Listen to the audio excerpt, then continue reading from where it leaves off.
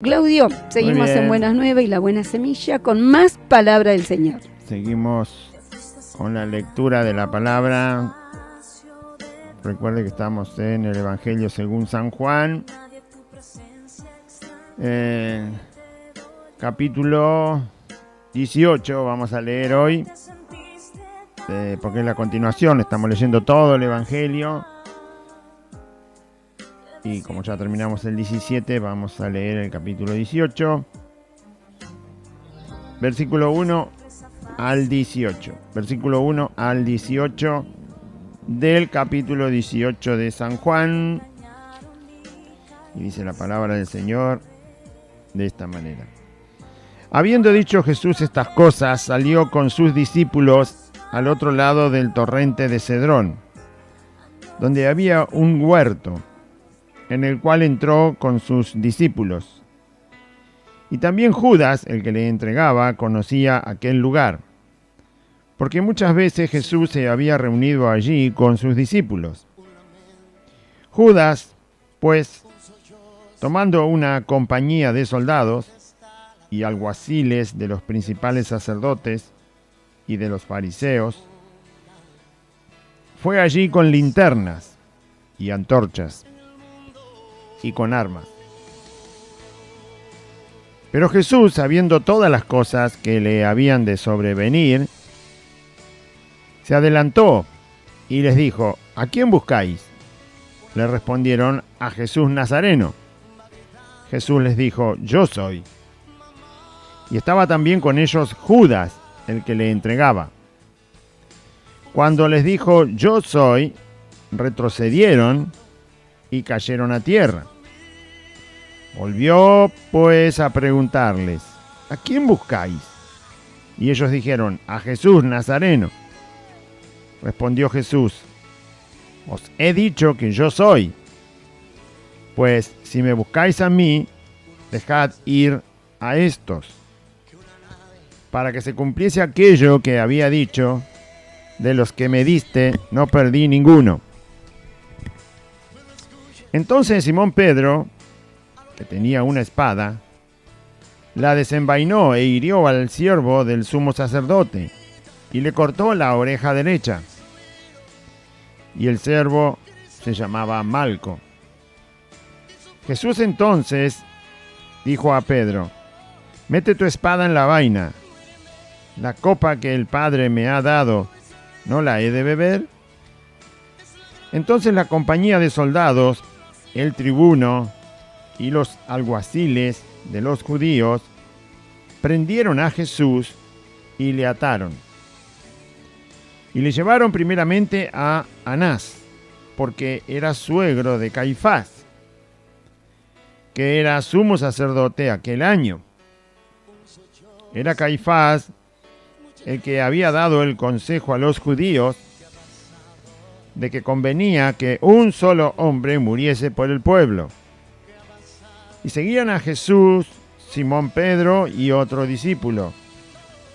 Y este discípulo era conocido del sumo sacerdote. Y entró con Jesús al patio del sumo sacerdote. Mas Pedro estaba fuera, a la puerta. Salió pues el discípulo que era conocido del sumo sacerdote y habló a la portera e hizo entrar a Pedro. Entonces la criada portera dijo a Pedro: ¿no eres tú también de los discípulos de este hombre? Dijo él: no lo soy. Y estaban en pie los siervos y los alguaciles que habían encendido un fuego, porque hacía frío, y se calentaban, y también con ellos estaba Pedro en pie calentándose. Muy bien, ese es el texto, la mitad más o menos del capítulo 18 del Evangelio según San Juan. El Evangelio según San Juan, capítulo 18. Hemos leído más o menos la mitad del capítulo. El próximo programa vamos a continuar hasta terminar la otra parte. Y en este capítulo, recuerde que los programas que habíamos leído antes dijimos que del capítulo 13 hasta el 17 Jesús está en particular con sus discípulos en el aposento alto. Empieza a hablar con ellos. En un momento Judas se va porque ya está tramando cómo entregar a Cristo, pero se queda con el resto, Jesús, y bueno, participan ahí de la Pascua y de la última cena. Jesús les habla, les enseña, les da un montón de promesas, un montón de también profecías, cosas que se van a cumplir más adelante en la vida de los discípulos. Los anima, los fortalece, lava los pies de los discípulos, les enseña el verdadero amor, les enseña quién es Él, les vuelve a decir que viene del Padre una y otra vez, habla de su misión, de entregar su vida para rescatar a los pecadores. Todo eso Jesús lo habla con sus discípulos en particular, y está con ellos hasta el capítulo 17, que fue el último que leímos, donde Él en el capítulo 17 está haciendo la oración con la cual habla con el Padre por lo que va a pasar con Él, que va a terminar la obra, que va a volver a la gloria, que va a resucitar, que el Padre está con Él, que Él va a glorificar al Padre y el Padre lo va a glorificar a Él. Y también ora por los discípulos, porque los discípulos finalmente después van a quedar separados de Cristo, y por supuesto el Espíritu Santo es el que va a venir en su lugar y va a hablar y pide para que sean uno, porque ya no va a estar entre ellos, pero tienen que ser uno entre ellos. Todos los discípulos, los que hoy son verdaderos discípulos de Jesús, son uno, porque son uno con Cristo. Los que son uno con Cristo son uno entre ellos también, y son uno con el Padre, y el Padre es uno con Cristo, y Cristo es uno con el Padre. Bueno, todo eso lo habla el Señor. Usted dice que a veces usted lee la oración de Cristo y le parece que es una ensalada de palabras, pero le digo una cosa, todo lo que Jesús dice ahí tiene que ver con lo que usted va a vivir como cristiano, con lo que usted vive como cristiano. Si usted no es uno con Cristo, usted siempre va a buscar a los hombres y mujeres de este mundo como si fueran Cristo, como si fueran Dios. Eso le pasa porque usted no ha creído y no acepta la palabra de Cristo, de que nosotros somos uno en Cristo. Eso quiere decir que nosotros somos todos iguales delante de Cristo, pero usted piensa que hay algún hombre especial por ahí dando vueltas, y entonces usted se hace un idólatra. Usted idolatra porque no ha querido aceptar la palabra de Cristo. No es por ignorancia, no es por no saber leer, no, es por lo que hay en su corazón. Usted tiene que ser uno con todos los que creen en Cristo. Y todos los que creemos en Cristo somos uno con Jesús el Señor. Y al ser uno con el Señor Jesús estamos unidos. Los que tienen algunos hombres y mujeres de carne y hueso como si fueran especiales cristianos no son uno con los creyentes. Están separados. No puede haber idolatría en el cuerpo de Cristo. Así que eso determina lo que usted va a vivir en el camino de Cristo. Si tiene un ídolo, usted tiene un demonio que le está llevando de las narices. Y por eso usted dice, oro, y no, el Señor no me contesta. Claro, el Señor no contesta a los demonios. No, el Señor reprende a los demonios. Y si usted le hace caso a un demonio, Dios lo que está haciendo es reprendiéndolo todo el tiempo, en vez de responderle. Casi empieza igual la palabra, pero son muy diferentes. Una cosa es que Dios le responda, otra cosa es que Dios le reprenda. Porque usted tiene ídolos. Porque usted piensa que los hombres o las mujeres que están en el camino o dicen estar en el camino son superiores. No. Jesús oró aquí para que todos los hijos de Dios sean uno. Que sean uno, que tengan una unión perfecta. Esa unión perfecta es cuando esos cristianos tienen a Cristo como Señor y solo a Cristo como Señor. Bueno, eso es el capítulo 17. Eso tiene la influencia sobre su vida. Si usted quiere creerle a Cristo, va a tener toda la bendición. Si no le quiere creer, porque usted quiere creer otra cosa, entonces no va a tener la bendición de Dios, sino que va a tener la reprensión de Dios. Va a estar todo el tiempo reprendiéndole, corrigiéndole hasta que usted lo quiera aceptar y aprender. Bien. Si no lo quiere aceptar y aprender, entonces Dios le dejará como un bastardo. No será su padre. Finalmente. Lo dejará, como dice Pablo, en manos de Satanás. Entregado a Satanás. Así que no son juegos de palabras. No es que Jesús hablaba y para que quede bonito le pongo esta frase y otra frase y que sean uno, tú y yo y tú y mí, y él y nosotros en ellos, y ellos con nosotros y ellos entre ellos. No. Es la verdad que hace que la vida de un cristiano tenga paz. Tenga paz. Y sepa a quién le está pidiendo. El Dios eterno, soberano, Cristo el Señor. Entonces toda la palabra del Señor yo la tengo que creer. Bueno, eso era el capítulo 17. Es lo último que Jesús esboza, dice con su boca, y los discípulos lo escuchan. Ahora empieza el capítulo 18. En el capítulo 18 Jesús ya es arrestado, es separado de los discípulos. Por lo tanto, todo lo que escucharon en el capítulo 13, 14, 15, 16 y 17, ahora empieza a tener un poco de sentido para ellos, ¿no? Jesús ya lo sabía todo, pero ellos empezarán a entender muchas de las cosas que Jesús dijo. Heriré al pastor y serán dispersas las ovejas. Eso pasó justamente cuando lo arrestan a Cristo. Todo me dejaréis solo, pero no estoy solo porque el Padre está conmigo. Eso se cumplió exactamente cuando arrestaron a Jesucristo. He aquí el traidor está comiendo con nosotros.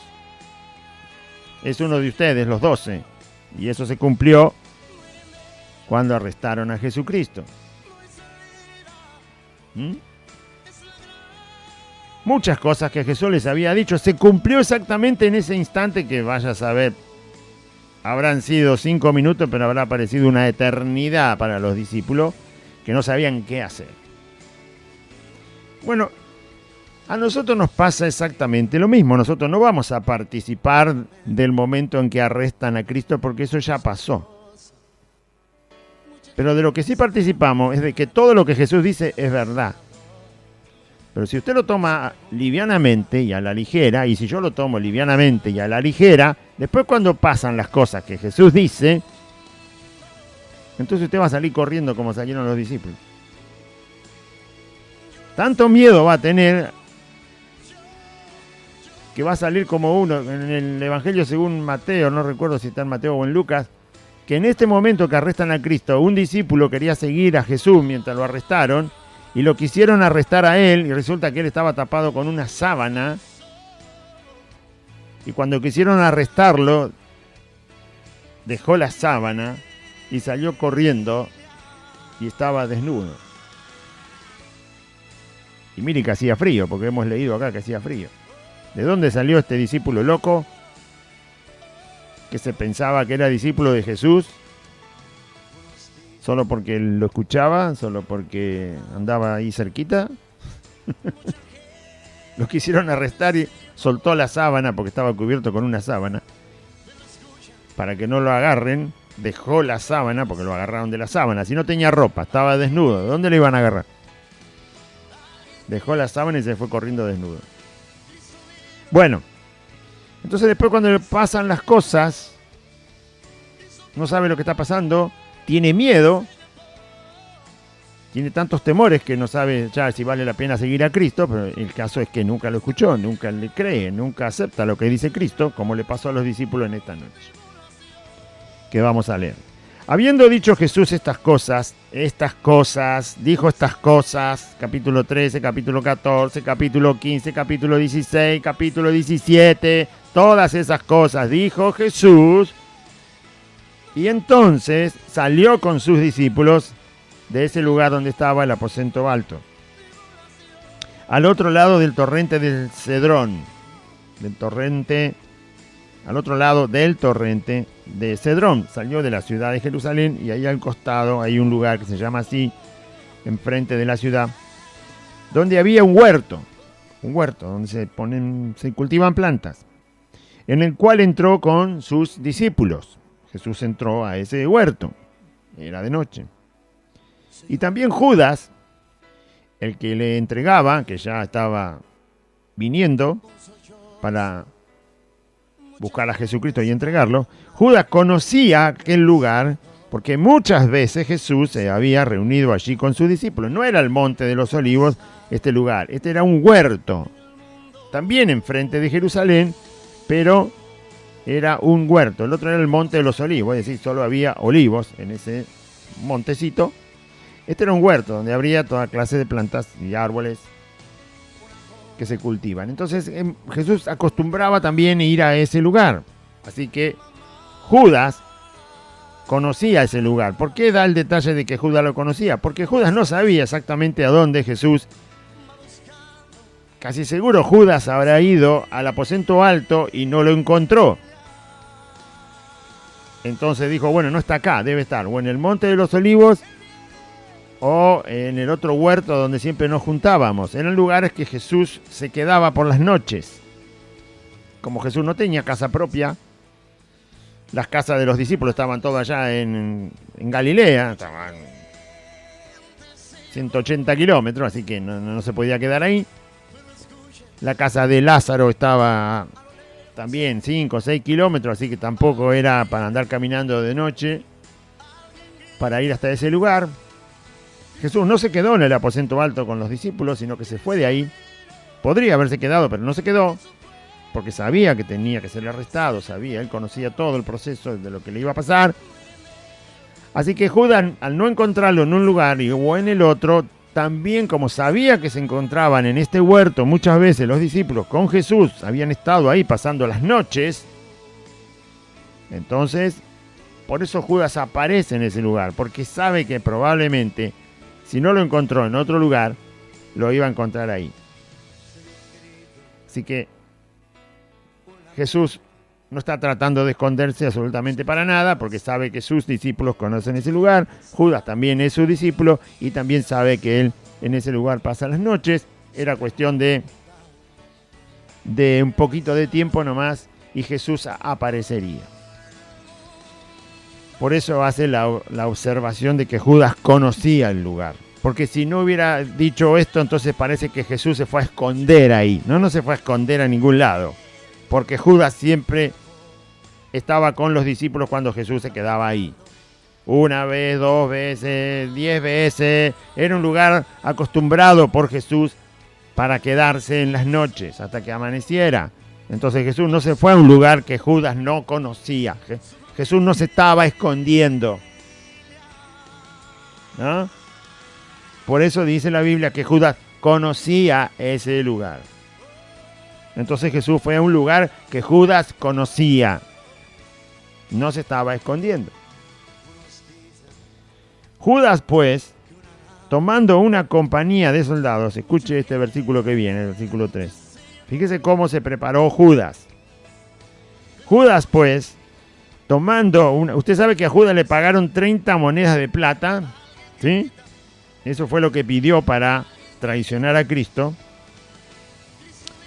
Así que él lo va a entregar. Él, en otro evangelio dice que aquel al que él le diera un beso, ese era Jesús, porque el arresto iba a ser de noche, en un lugar donde hay plantas, donde si uno lleva antorchas como llevaban estas personas, por supuesto los árboles generan sombra en medio de la noche. Si usted lleva una antorcha, hay sombra para un lado, hay sombra para el otro, depende de qué lado está la antorcha. Entonces no iba a ser fácil identificar a Cristo en medio de la oscuridad, de plantas y de sombras de acá para allá.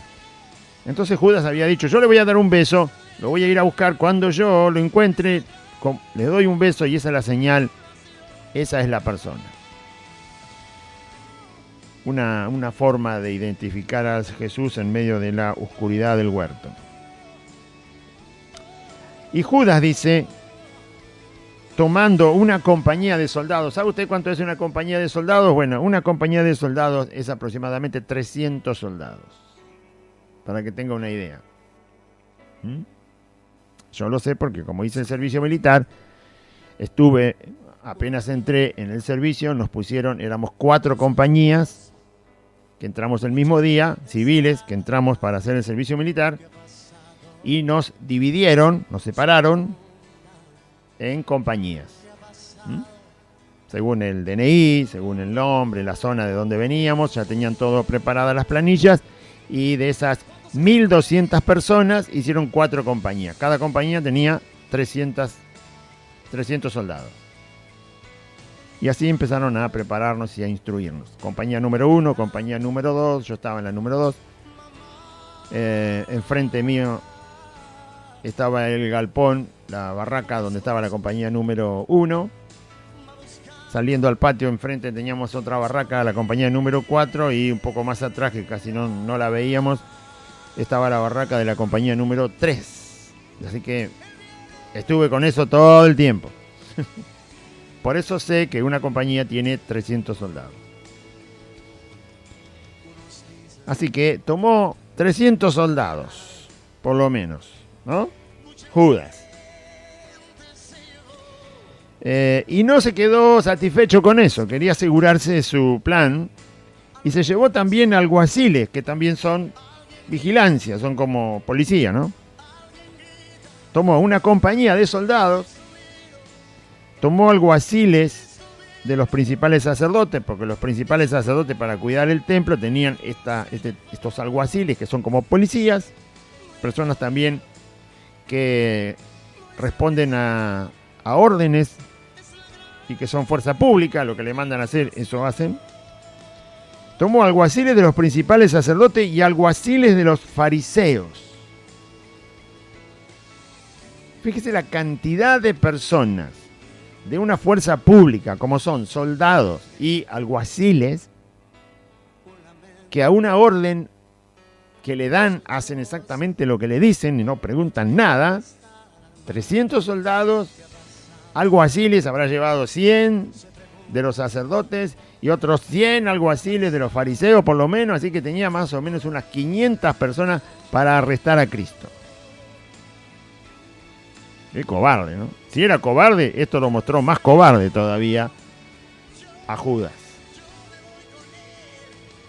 O sea, toda esta gente estaba de acuerdo con lo que Judas estaba haciendo.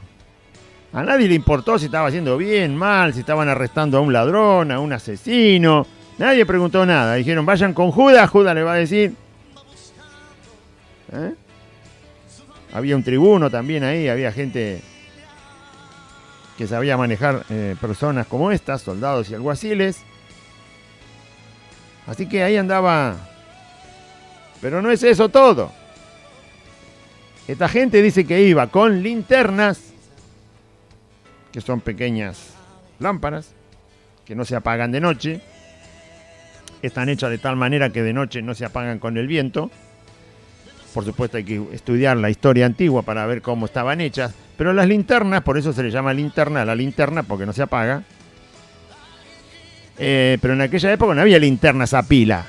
Las linternas eran lámparas, o sea, había una mecha encendida, pero estaba dentro de un aparato, de una cosa hecha de alfarería, o podía ser de metal, más que seguro de metal, de tal forma que pudiera alumbrar, pero que el viento no la apagara. Esa era la linterna. Una lámpara común se puede apagar, porque si no hay nada que proteja la llama, el viento sopla y la apaga.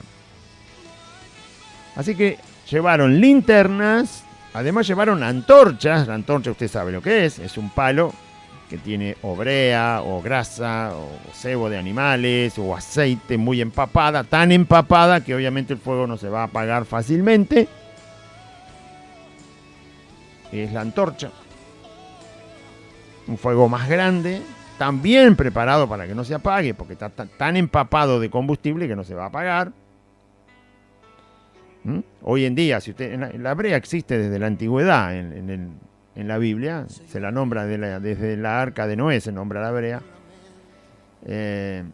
No como la sacan hoy, por supuesto, en aquella época salía por sí sola en fuentes donde se la encontraba. Pero, y quizás no es la brea del tipo de petróleo, sino una brea un poco más de la naturaleza, digamos. Pero era suficiente para encender el fuego y no se apaga. La brea no se apaga fácil. Cuesta mucho apagar una antorcha que tiene brea. Así que el fuego iba a durar. Las linternas estaban preparadas también para durar y que el viento no los apagara. Y encima llevó armas, linternas, antorchas y armas. 300 soldados, alguaciles de los sacerdotes y alguaciles de los fariseos. ¿Sí? Esto demuestra la cobardía absoluta de Judas, quien lleva tanta gente y lleva armas y cosas que faciliten y den seguridad del arresto de la persona de Jesús. Cuando un cristiano tiene que defender la verdad, sabe que aunque esté solo, lo puede hacer. Aunque esté solo, como Elías, que se acordaba ahí de hoy, uno solo oró y la lluvia cayó. Cuando un cristiano tiene que defender una verdad, aunque esté solo, sabe que la puede defender porque el Señor está con él. David, ¿se acuerda de David? Solo peleó contra el gigante Goliat. Sabía que Dios estaba con él, era suficiente. Si nadie más quería venir, bueno, él sabía que solo no es lo que ideal, porque el Señor siempre manda de a dos, pero si nadie quiere venir, bueno, ahí está solo.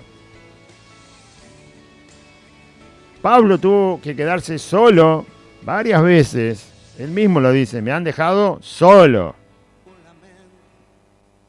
Me dejaron solo. Pero el Señor estuvo conmigo. Esteban, el primer cristiano que muere por la causa de Cristo. En su exposición, no en su defensa, porque él no se defendió. Él predicó el Evangelio cuando le dijeron que se defendiera. Qué mejor defensa que el Evangelio.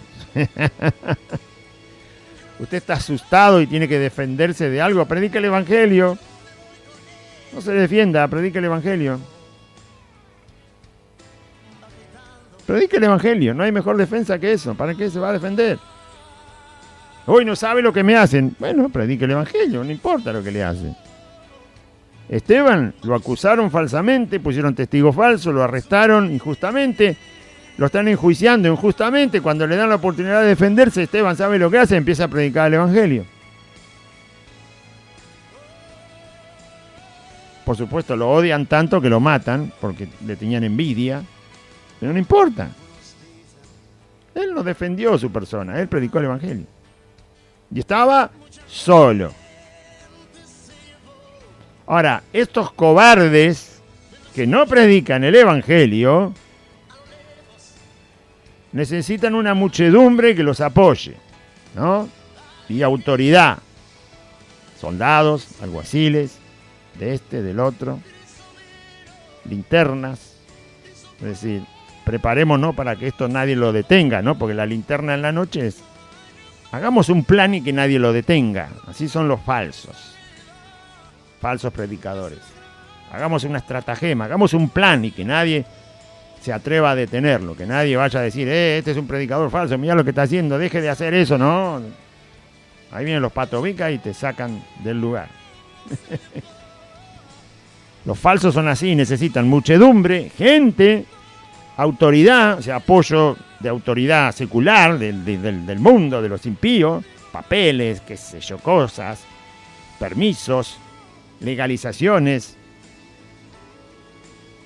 y todo instrumento que le asegure que ese plan no se va a detener. Como las linternas son un instrumento que no se apaga y la antorcha es un instrumento que no se apaga, simboliza que los que están en contra de Cristo son así. Nadie nos va a detener. Tenemos muchos a favor nuestro. Y más, entre nosotros los falsos, dicen los falsos, nos protegemos. La seguridad en medio de la tiniebla, en medio de la mentira, como fue el arresto de Jesús en medio de la noche. Así son los falsos. Pero el Hijo de Dios, aunque esté solo, levanta la voz de la verdad de Cristo. Y no le importa. Si aún ha quedado solo, no le importa. levanta la voz de la verdad. Un hijo de Dios no necesita ni soldado, ni alguaciles, ni policía, ni órdenes de las autoridades, ni apoyo secular, ni apoyo de instituciones, ni sellos de autoridad para hablar la palabra de Dios. No necesita credencial, no necesita título, no necesita nada para hablar la verdad de su Señor Jesús. No necesita un plan, una estratagema que tenga tantos instrumentos bien articulados para que nadie detenga. No, se pone ahí y habla el Evangelio y se acabó. Y el que cree es salvo, el que no ya está condenado, dijo Cristo. ¿Qué tanta historia?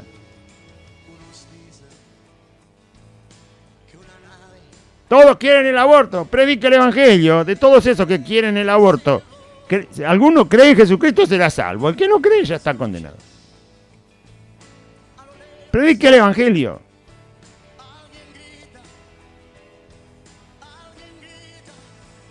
Predica el Evangelio. Un hijo de Dios se levanta y predica el Evangelio.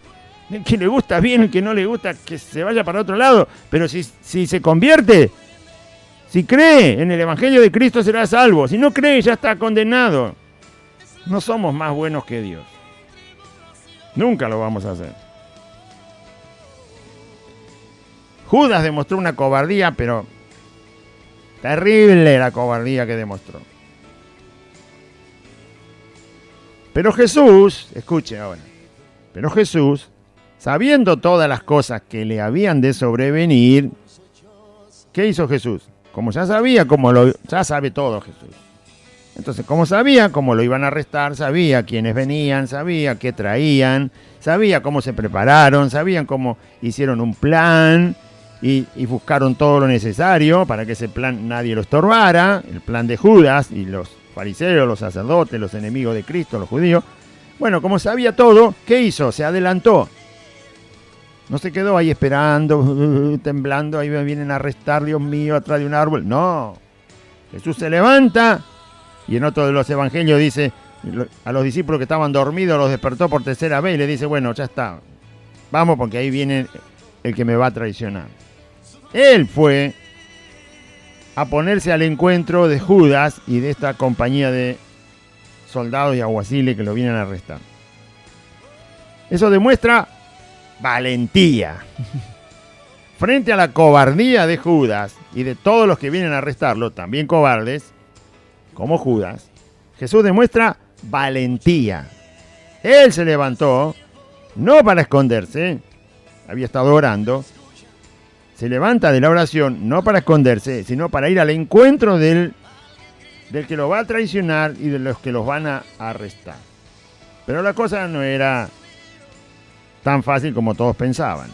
Cuando alguien se va a enfrentar con Dios, no piense que es fácil, no sea rebelde a Dios, porque siempre va a perder.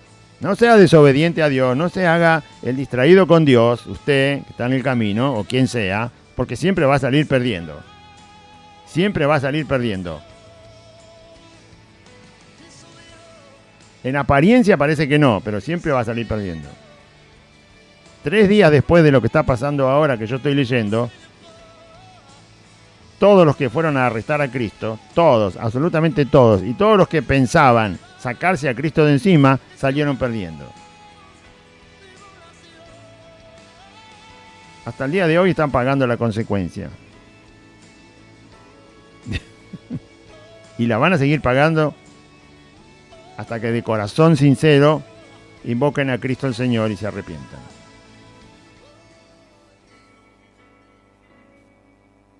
Bien. Entonces Jesús, sabiendo que lo que le iba a pasar, se adelantó y les dijo a la turba es el grupo de gente que viene enojada, enfurecida. Adelante venía Judas, porque Judas era el que tenía que besar a Cristo para dar la señal. Entonces él le dice, ¿a quién buscan? Y le dijeron, a Jesús Nazareno. Y Jesús le dijo, yo soy. Y estaba también con ellos Judas, el que le entregaba. Aparentemente, Judas viene a besar a Cristo. La escena no está completa acá. Hay que buscar los otros evangelios para ver la escena cuando Judas viene y lo besa al Señor y Jesús le dice, amigo, ¿a qué vienes? Y Judas no le responde nada, le dice, maestro, rabí, y le da un beso y Judas le dice, ¿con un beso entregas a tu maestro? Seguramente después de ese beso Jesús le dice a toda esa gente, ¿a quién buscan? Porque ya habían visto que Judas lo besó. Y entonces ellos le responden a Jesús Nazareno. Cuando Jesús dice, yo soy, dice en el versículo 6, retrocedieron y cayeron a tierra, se cayeron al suelo. Con solo Jesús decirle yo soy en la expresión soy Dios. Sí, soy Jesús Nazareno, soy Dios. Cuando Jesús habla esas palabras, está diciendo, no está diciendo solo yo soy. Yo, por ejemplo, usted me pregunta a mí, Claudio, yo soy, le digo. Pero yo soy un hombre, nada más. Cuando yo digo esas palabras no pasa nada, pero cuando las dice Jesucristo, significa que está diciendo que Él es el Señor, el Dios Todopoderoso. Y como es el Dios Todopoderoso, un simple mortal no puede venir a ponerle la mano encima. Quedó demostrado con lo que le pasó a esa gente. Esto es un hombre frente a Dios. La autoridad divina no puede ser avasallada por los que son criaturas. Es una exposición de dos cosas, una frente a la otra, y la reacción, la correcta reacción, es que Cristo, al identificarse como Dios delante de una turba de hombres que lo vienen a arrestar, los hombres son puestos en evidencia como algo que está bajo el control de Dios.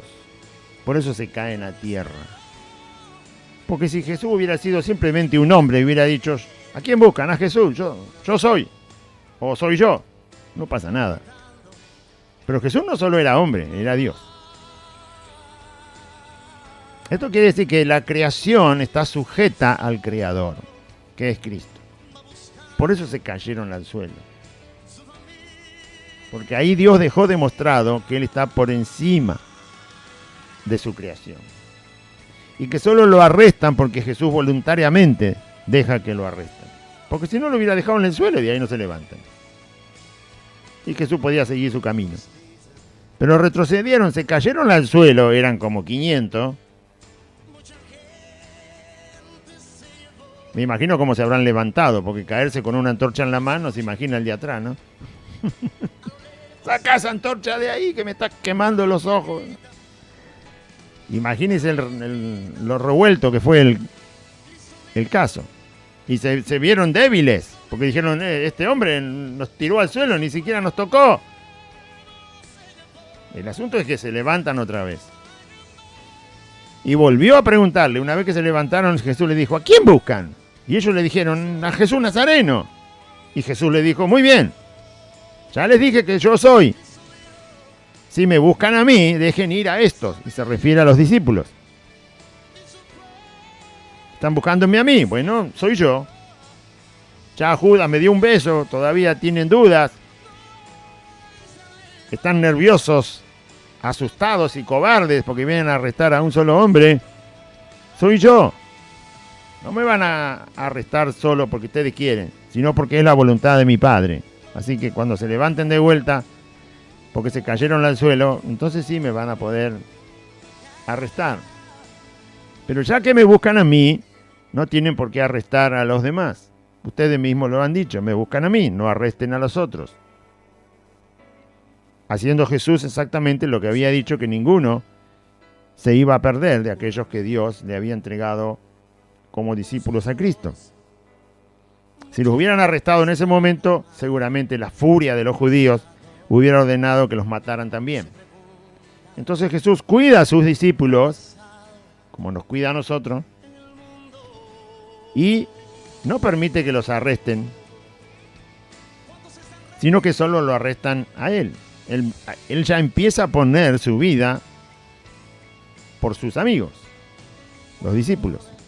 Ya los discípulos ven que Jesús se entrega a Él, se rinde Él al arresto, solo porque Él lo permite, porque es Dios.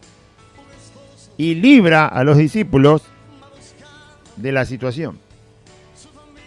Ese mismo sentir, esa misma forma de ser tiene Cristo siempre.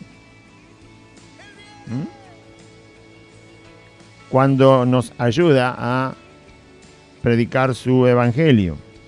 Siempre nos está guardando. Siempre nos está protegiendo. Porque nosotros estamos llevando su palabra, porque nosotros hemos creído en Él, hemos puesto nuestra confianza en Él, así que nos está cuidando. Os he dicho que yo soy, pues si me buscáis a mí, dejad ir a estos, para que se cumpliese, dice el versículo 9, aquello que Jesús había dicho, de los que me diste, le dijo al Padre, no perdí ninguno.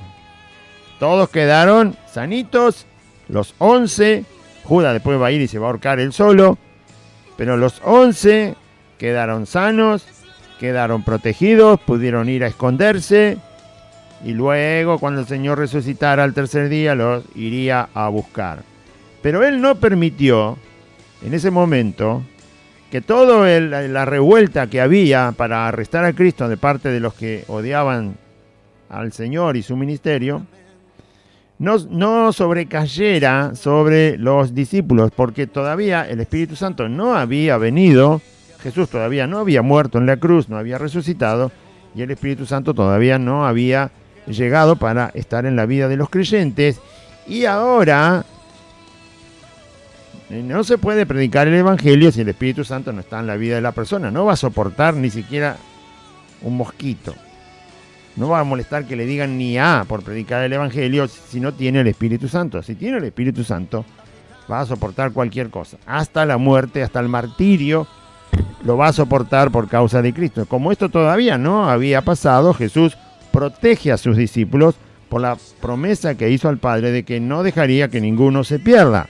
Por eso los cuida, los guarda y los separa de la ira que tiene esta gente que es causada por Cristo, no por sus discípulos. La ira que tienen estas personas que lo van a arrestar es por la persona de Jesús y no la de sus discípulos.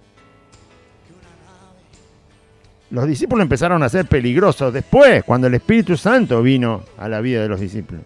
Entonces empezaron a perseguir a los discípulos, porque empezaron a ser peligrosos para los judíos y para los sacerdotes, los fariseos, los escribas, que odiaban el Evangelio de Cristo y a Cristo. Por eso dice la Biblia, si te aborrece el mundo, bueno, tenés que estar contento, porque eso es señal que sos de Cristo. Si el mundo no te aborrece, no sos peligroso para el mundo. No sos peligroso para los demonios, no sos peligroso para Satanás, no sos peligroso para el reino de las tinieblas. Si no te aborrecen en el mundo, es porque sos del mundo. Pero si te aborrecen, es buena señal.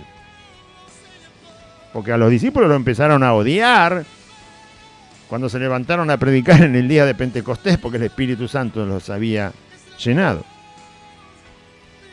Así que Jesús entonces no deja que arresten a los discípulos. No era el momento en que ellos tuvieran que enfrentar esa prueba. Dios sabe cuándo vamos a enfrentar cada dificultad y está con nosotros siempre.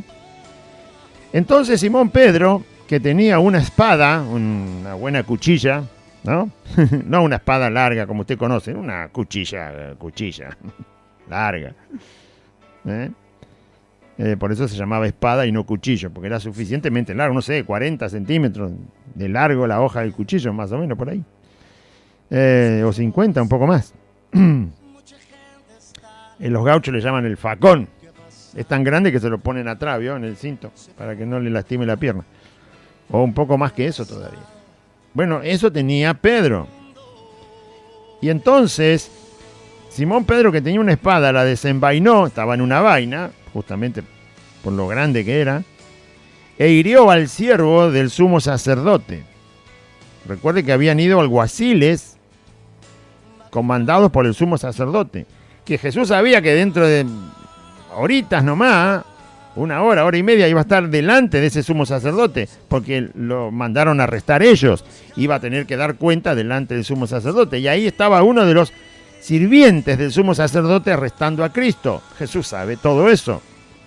Entonces Pedro, que no sabía ni quién era, pero Pedro dijo, bueno, acá alguno voy a matar porque no quiero que arresten a Cristo. Entonces le corta en el forcejeo con este alguacil del sumo sacerdote, le corta la oreja. Le corta la oreja derecha. Aparentemente Pedro era también diestro, porque ¿no? Sacó la vaina de donde la sacó y la mano derecha va más fácil sobre el lado.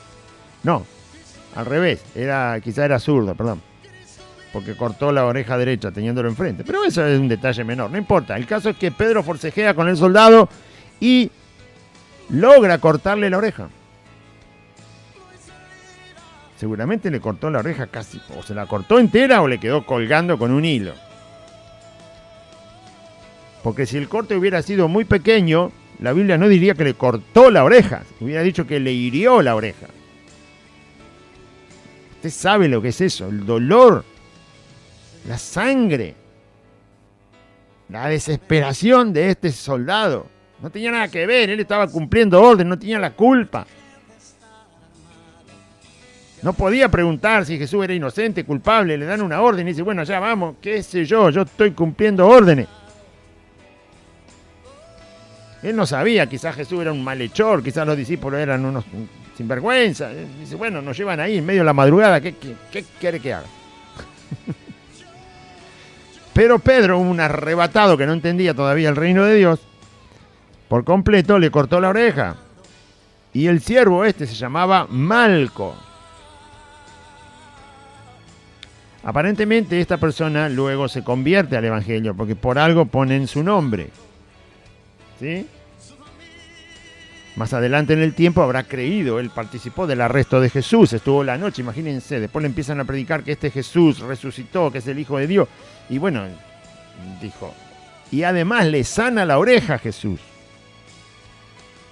En otro de los evangelios dice que Jesús reprende a Pedro, pero al mismo tiempo sana la oreja de este hombre.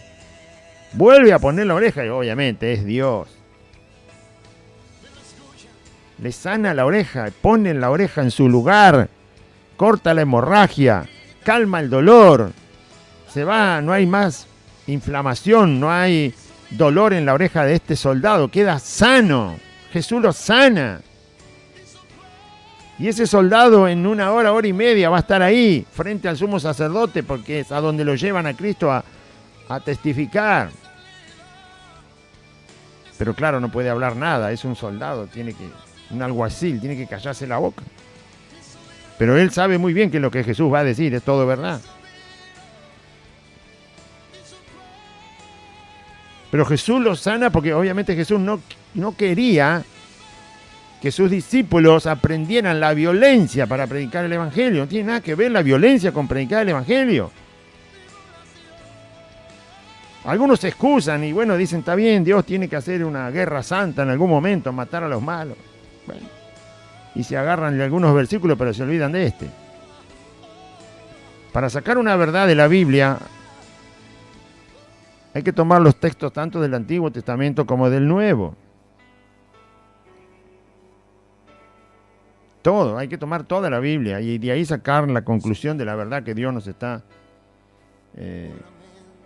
anunciando. Bueno, Jesús dijo, deja que los muertos entierren a sus muertos. Es decir, el que no cree, deja que ande en cosas vanas. Déjalo a él, vos andá a predicar el evangelio. Así que si alguien quiere hacer guerra, bueno, que la hagan los incrédulos. ¿No está diciendo Jesús eso? Enterrar a un muerto es una cosa vana. Es una cosa que... No vas a comparar a enterrar un muerto, hacer un velorio y un duelo con predicar la vida que está en Cristo. Deja que los que no creen gasten el tiempo en eso. Deja que los que no creen se malgasten su vida porque no entienden, porque no creen. Entonces usted me pregunta en la guerra y yo le contesto lo mismo. Bueno, deja que los que no creen en Cristo hagan la guerra.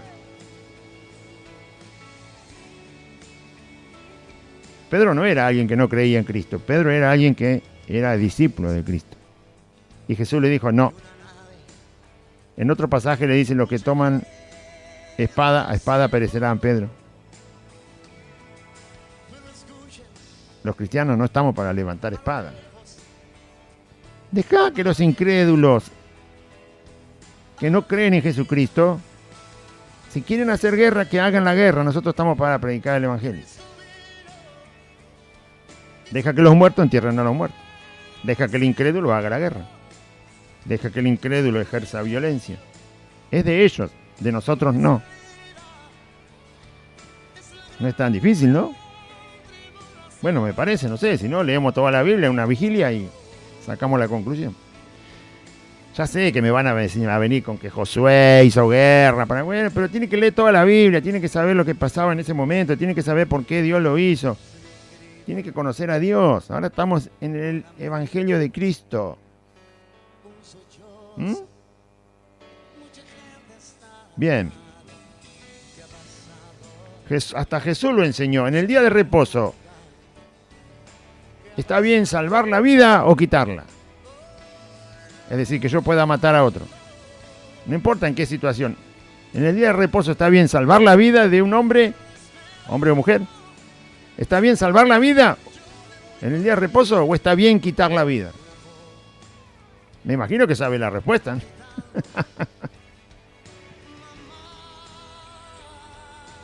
Lo que Jesús quería que entienda es que hay que salvar la vida. Hay que salvar la vida.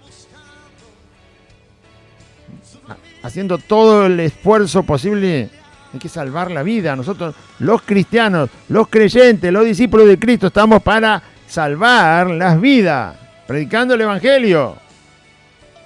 No estamos para quitar la vida, no estamos para destruir la vida. Eso lo harán los incrédulos, eso lo harán los del mundo, porque están en el mundo, son del mundo y hacen las cosas del mundo. Nosotros no.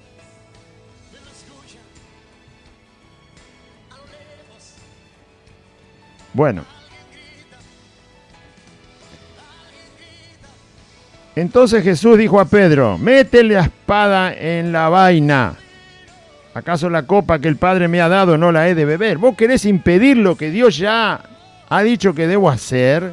¿Vos querés impedir que me arresten? Ni yo mismo impedí que me arresten. Teniendo el poder de hacerlo, los tiré todo al suelo. Los dejé que se levanten para que vean que yo me voy a entregar voluntariamente, porque es la voluntad de mi Padre que yo sea arrestado, enjuiciado, condenado y crucificado. ¿Vos querés impedirlo? Con la fuerza humana quieren impedir la voluntad de Dios. Ja, ja, buen chiste. Con la fuerza humana, con armas humanas, quieren impedir lo que es la voluntad de Dios. Qué buen chiste.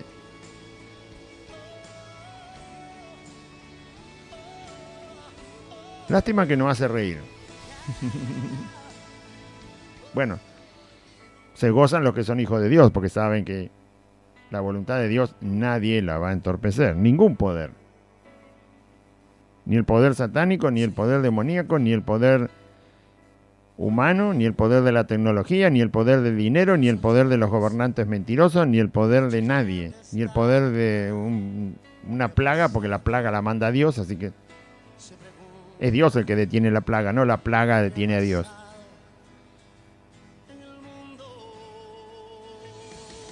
Entonces la compañía de soldados, los 300 por lo menos, el tribuno, que manejaba esa compañía de soldados, y los alguaciles, que habían llegado tanto del sumo sacerdote como alguaciles de los fariseos, se aseguraron bien estos muchachos, de sacarse de encima a Cristo. Prendieron a Jesús y le ataron. Ellos fueron los responsables del arresto de Cristo. Los alguaciles de los fariseos, los alguaciles del sumo sacerdote y los soldados que habían traído. Y le llevaron primeramente a Anás. ¿Quién era Anás? Anás era el suegro de Caifás. ¿Quién era Caifás? El sumo sacerdote. Y Anás era el suegro. O sea que prácticamente ejercían la posición de sumo sacerdote. Figurativamente, Caifás era el sumo sacerdote, pero Anás era su suegro. O sea que tenía tanta cercanía, porque era familiar. y seguramente Anás era una persona respetada, quizás haya sido también sumo sacerdote, o habrá tenido un cargo muy cerca, o si lo tuvo lo abandonó por alguna causa, puede ser por debilidad del cuerpo, lo que sea. El caso es que era muy respetado también como sacerdote Anás, y Caifás, que era su yerno, era el sumo sacerdote en el oficio, en la posición ejerciendo eso ese año. Era Caifás el que había dado el consejo a los judíos de que convenía, cuando planearon arrestarlo a Cristo, cuando ya se cansaron de él. En esa reunión estaba Caifás, el sumo sacerdote, y habían planeado, después que Jesús resucita a Lázaro y se da a conocer la noticia de su resurrección, ahí en la ciudad de Jerusalén, que Betania estaba cerca, entonces los judíos que odiaban a Cristo, los fariseos, los escribas, los saduceos, los sacerdotes y el sumo sacerdote, se reunieron para planear el arresto y la muerte de Cristo. En esa reunión, Caifás había dicho que convenía que mataran a Cristo para que los romanos no se enojaran y destruyeran todo Israel y el templo y la religión judía. Finalmente pasó igual todo eso, aunque dieron muerte a Cristo, los romanos igual hicieron todo ese desastre.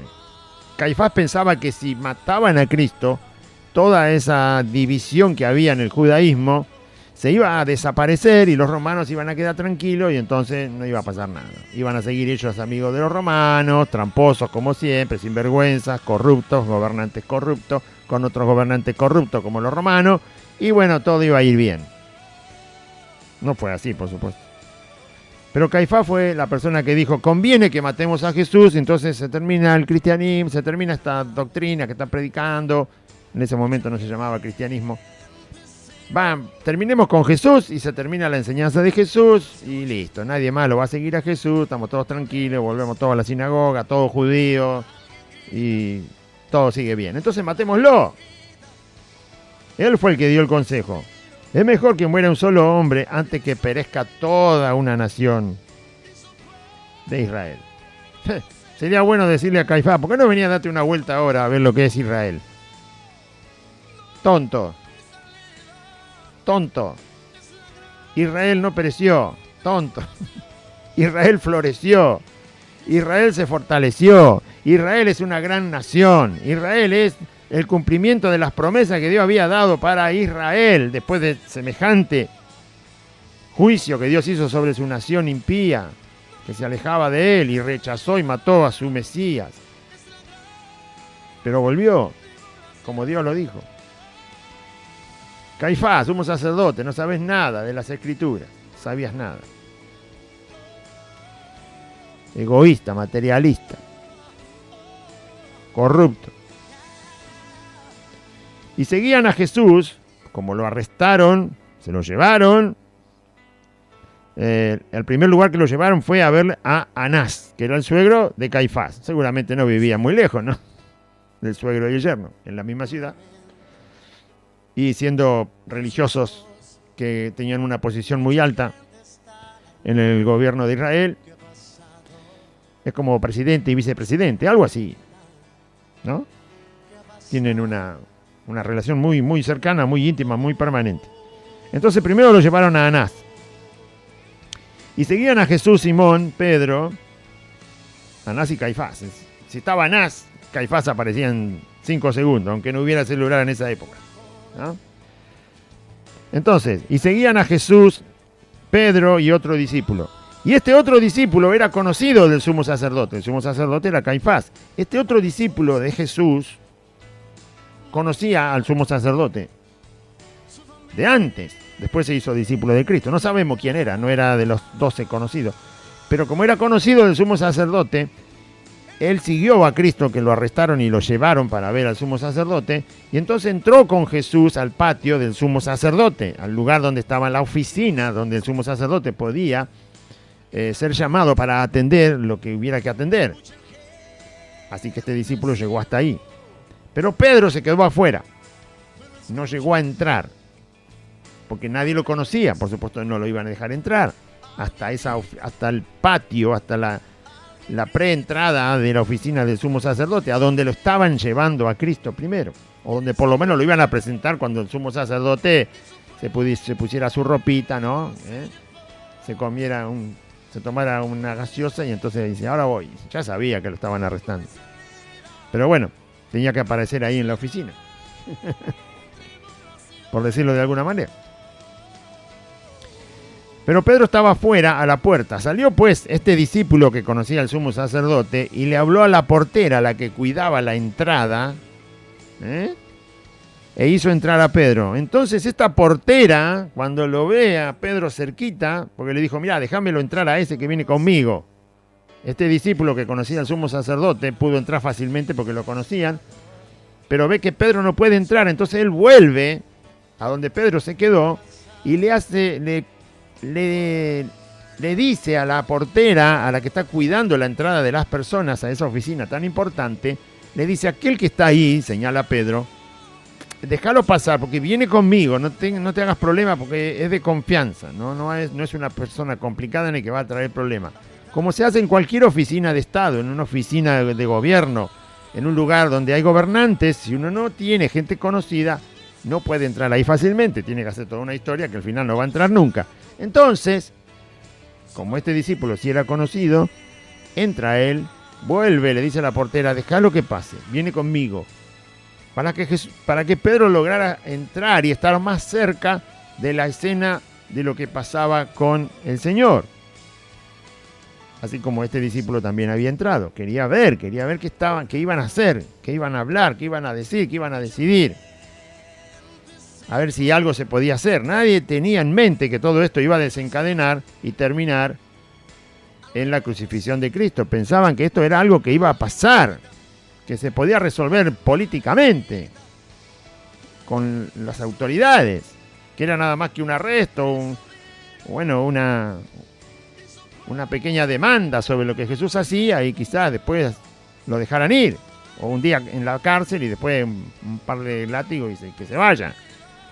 Por lo tanto, como no sabían cómo iba a terminar todo, querían estar ahí. Entonces, la criada, la portera, cuando lo deja entrar, obviamente le ve la cara de cerca y le dijo a Pedro, ¿no eres tú también de los discípulos de este hombre? Porque lo vio cara a cara. Lo tiene que dejar pasar por una puerta. Antes lo tenía un poco más lejos, pero ahora se le acerca porque el discípulo le dice, déjalo que entre, viene conmigo. Entonces le dice, ¿vos no sos de los discípulos de este hombre que está ahí arrestado? Y él le dijo, no lo soy. Y esa es la primera vez que lo niega. En la otra parte de este capítulo están las 2 veces más que niega a Cristo y por supuesto canta el gallo como le dijo Jesús. Pero esta es la primera. Cuando esta criada lo ve pasar, lo deja pasar, ella es responsable de la gente que pasa, y al verlo de cerca, lo reconoce y él lo niega a Jesús. Y el último versículo que vamos a leer hoy, verso 18. Y estaban en pie los siervos y los alguaciles que habían encendido un fuego porque hacía frío, y se calentaban, y también con ellos estaba Pedro en pie calentándose. Esta es la escena que después más adelante se vuelve a tomar. Hasta ahí es la gente que está afuera. Del versículo 19 en adelante después se empieza a hablar de cómo empiezan a interrogar a Cristo. No son todas las cosas que todo el interrogatorio de Cristo y todo lo que le pasa hasta que ordenan crucificarlo, no está todo en un solo evangelio. Hay que unir los 4 evangelios y ver toda la escena desde que arrestan a Cristo hasta que lo crucifican para ver todo lo que pasó con la persona de Jesús. No está todo en un solo evangelio. Cada uno de los evangelios tiene escenas repetidas, pero tiene escenas que el otro evangelio no tiene. Por lo tanto, hay que leer los 4 evangelios y hay que anotar en un cuaderno cómo fue cada paso y entender cómo fue todo el arresto de Jesús, cómo fue todo el interrogatorio de Jesús, a dónde fue, a qué personas fue para que lo interrogaran, cómo fue el juicio de Jesús completo, cómo fue la condena. Lo que más costó fue condenarlo porque Pilato no lo quería condenar a muerte, ni siquiera a la cárcel porque no encontraba nada para hacer eso. Los judíos no podían condenarlo a muerte porque se les había quitado esa autoridad de dar muerte a una persona, o sea, enjuiciarla y darle muerte, no podían hacerlo los judíos, los romanos solo podían hacer eso. Y ellos querían asegurarse de que Jesús muriera y que fuera legal su muerte, no una cosa de arrebato, de una locura, sino que fuera legal su muerte. ¿Por qué querían que fuera legal su muerte y legalizada por los romanos? Porque más allá de su muerte, ellos podían seguir actuando con esa autoridad con la que mataron a Cristo para aplacar a cualquiera que quisiera seguir la doctrina de Cristo. O sea, tenía que ser legal la muerte de Cristo. Entonces, si alguien se levantaba con la doctrina de Cristo, sabía que podían ir sobre esa persona, también con el poder de la ley, para aplacar a esas personas que siguieran predicando la doctrina de Cristo y también darle muerte. Porque no se puede andar matando gente por impulso. Esta era una cuestión grave para ellos, para los judíos que odiaban a Cristo. Entonces querían algo legal, bien legal, acerca de la muerte de Cristo. Entonces cualquier otro que se levante va a decir, muchachito, cuidado porque ya matamos a tu líder y a vos también te matamos. Si tuvimos la autoridad legal para matar a tu líder, vos sos menos que tu líder, así que a vos también te vamos a matar. Pero si lo matan por impulso, si solo por un enojo lo arrebataban, lo podían haber matado ahí en el huerto y ahí quedó el cadáver de Cristo. Y bueno, fue una pelea, qué sé yo, se agarraron ahí, espada va, espada viene y terminó muerto Jesús. Entonces, ellos no pensaron así, no tramaron la muerte de Cristo tan livianamente. Tenían que tener el respaldo de la máxima autoridad que había en Israel en ese momento, que eran los romanos. Documentos, cosas firmadas, que después en el tiempo no quedó ese documento, pero no importa. Pilato ordenó finalmente que la condena fuera morir crucificado y la llevó adelante. Sobre eso se respaldaron para que una guardia romana cuidara la tumba y los discípulos no robaran el cuerpo de Jesús. Sobre esa sentencia de Cristo después se apoyaron para perseguir a los cristianos. Sobre esa ejecución hecha por una autoridad romana de forma legal, o por supuesto no tenían por qué matarlo porque era inocente, pero bueno, si usted ya sabe por qué. Sobre esa sentencia con la cual condenaron a Cristo para crucificarlo, los romanos siguieron persiguiendo al apóstol Pablo hasta que llegaron a Roma casi 40 años después. Por eso querían una muerte legal, una muerte firmada por el gobierno que estaba en ese momento, en ese país. Y como ellos se les había quitado la autoridad para dar muerte a una persona que pasó por un juicio, tuvieron que pedirle que fueran los romanos. Todo ese proceso está cuando usted junta los 4 evangelios. Y finalmente la crucifixión de Jesús.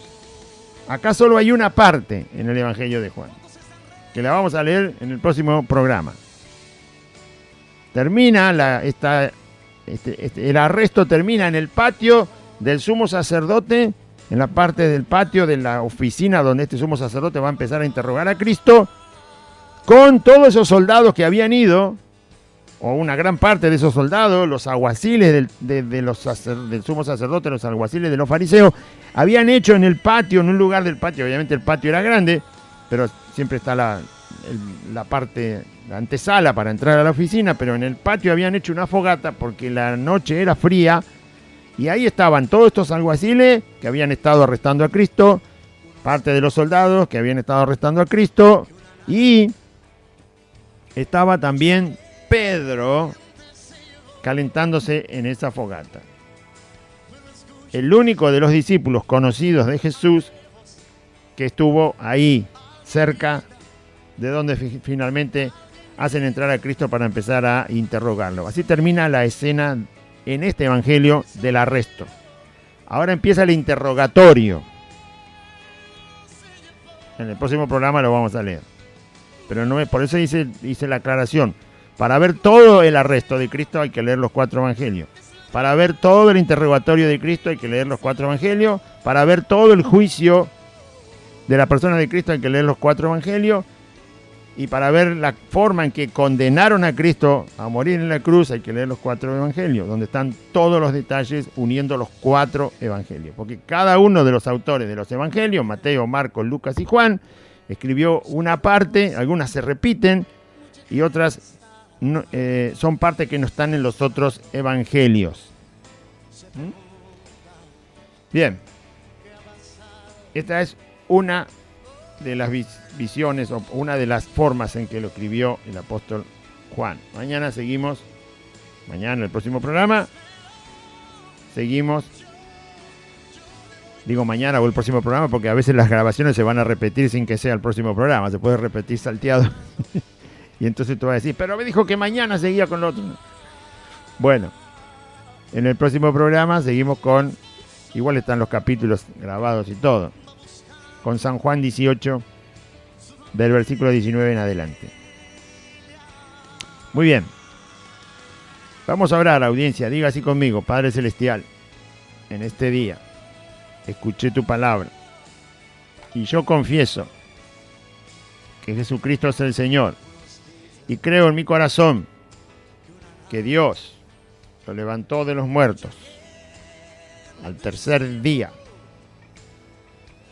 Y te pido, Señor Jesús, que seas mi Salvador, que seas el Señor de mi vida, que perdones todos mis pecados. Yo me arrepiento, Señor Jesús, de mis pecados y me presento a ti invocando tu nombre por tu gran misericordia y tu gran bondad. Perdóname, Señor Jesús. Dame tu Espíritu Santo para andar en tus caminos y anota mi nombre en el libro de la vida. Y renuncio a Satanás, renuncio a los demonios, renuncio al mundo, renuncio al pecado, renuncio a la voluntad de mi carne, renuncio a la enfermedad, renuncio a la muerte. Y te doy gracias, bendito Dios y Padre, en el nombre de Jesús, por la salvación de mi alma. Amén. Y amén. Audiencia, usted que está escuchando, le invitamos que pueda congregarse. Estamos congregados libremente en este lugar, por la gracia de Dios, los días martes, jueves y sábados a las 16 horas. Y el día domingo hay 2 reuniones, una a las 10 de la mañana y otra a las 16 a la tarde. La calle de Santa Fe, el número es 2540, el barrio Merlo Norte. Estamos entre la calle Solanet por un lado y la Prida por el otro. Solanet es la calle que empieza en la barrera de la estación donde está el andén. Es fácil de ubicarla, ahí empieza. Hay que seguir por Solanet 8 cuadras hasta llegar a Santa Fe. Cuando llega a Santa Fe, dobla a la izquierda sobre la calle asfaltada. La cuarta casa desde la esquina es Santa Fe 2540. Hay un pino muy alto en el domicilio, en el frente, para que lo ubique rápidamente. Está el nombre de la calle y el número del domicilio. Aquí le esperamos entonces con todos los hermanos, con el amor de Cristo, la palabra del Señor, para honrar, servir y glorificar a nuestro bendito Salvador que vive y reina por los siglos de los siglos. Que Dios le bendiga. Confía en Cristo.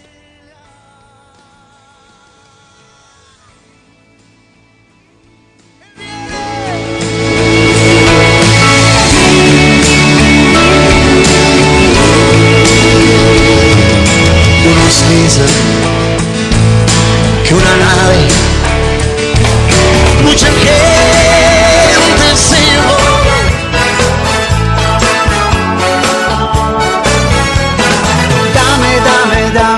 Dame todo lo que tú quieras. Hasta aquí compartimos Buenas Nuevas, un programa evangelístico, dinámico, reflexivo, pensado en usted y hecho con amor. Buenas Nuevas, creado y conducido por Aide y Claudio.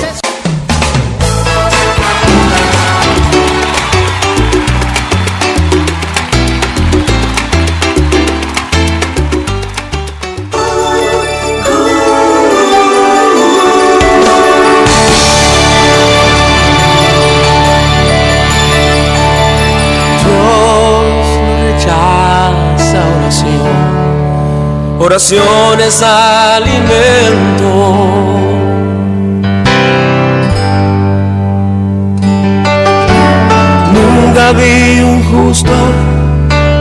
respuesta o quedar en sufrimiento. La Iglesia Buenas Nuevas. La Iglesia Buenas Nuevas te invita a sus reuniones los días martes, jueves y sábados a las 16 horas.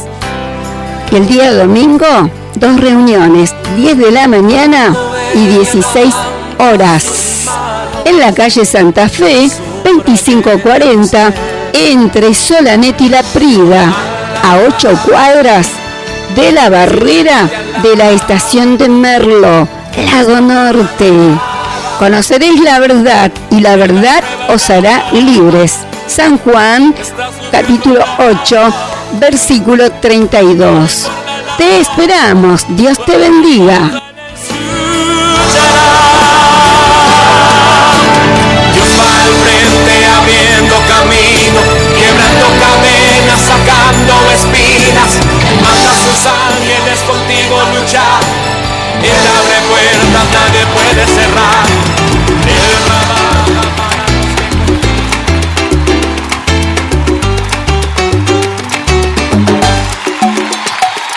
para allá en el monte Oreb, la zarza ardía.